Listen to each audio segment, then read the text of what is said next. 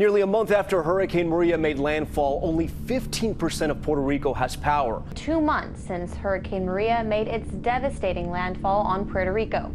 Yet more than half the island residents remain without power. 3 months since Hurricane Maria hit Puerto Rico, still tens of thousands of residents remain without power. More than 450,000 people are still without power in Puerto Rico, nearly 4 months after Hurricane Maria made landfall. New tonight, Puerto Rico is still recovering from the deadly and destructive Hurricane Maria 5 months later. This marks 6 months. 7 months after Hurricane Maria tore across the island. Now, 8 months after Hurricane Maria hit Puerto Rico, the death toll remains a real mystery. 9 months since Hurricane Maria slammed into Puerto Rico with winds of 155 miles an hour.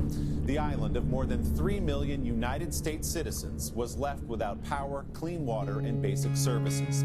Most people hoped for the United States to come to our immediate and effective rescue, and as you may have seen, that has not happened.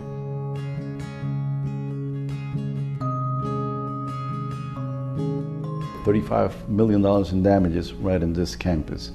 If you've been around, you probably saw some of the buildings completely destroyed, although if you had been here in the month of October, November, December, you would have seen something like taking out a war zone. There were boats with millions of tons of food coming from Mexico, for example, that were stopped and never allowed to be delivered here in Puerto Rico because the food from Mexico doesn't comply with the FDA regularities. There were tons of food coming from Venezuela that didn't make it either because the US didn't allow it. 10 months after Maria, FGCU visited Puerto Rico, led by FGCU professor and Puerto Rican native Marta Ramos. Well, Puerto Rico is my biggest love, one of my biggest love. This is my motherland. This is where I was born. This is where I was raised. This is where my heart is.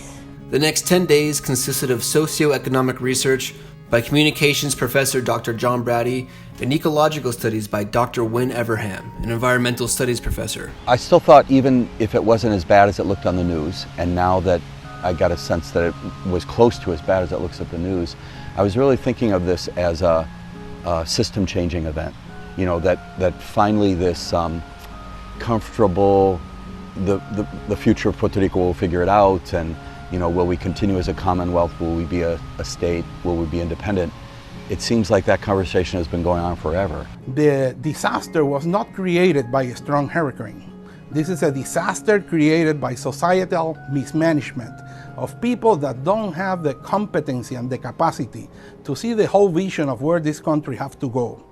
But if you ask me, the cameraman narrating this video, the trip transformed into something no research could quantify. As we traveled from Louisa to Orocovis and all throughout Old San Juan, our after-hours discussion always focused on the positivity and genuine kindness of the people we met. One night, as we drank our medalla lights on a balcony in Trujillo Alto, we talked about the suffering Puerto Rico economy. How is Puerto Rico sustainable without any big exports? Yes, there is tourism, but people tend to support the beachfront communities on an island with a big population in the mountains. The island doesn't have gold or oil, and its history of colonialization didn't allow for big banks or factories. It was then that someone suggested the culture of Puerto Rico, the people, the food, the music, all of them unique, and all of them had their demand. In the year after Maria hit, Puerto Rican native Louis Fonsi's Despacito became the most viewed video on YouTube, with 5.5 billion views. Top comment, who's just here to check views? Because we all know the entire world is listening. In May, Cardi B and Puerto Rican pop star Bad Bunny dropped the song I Like It, which has 500 million views on YouTube.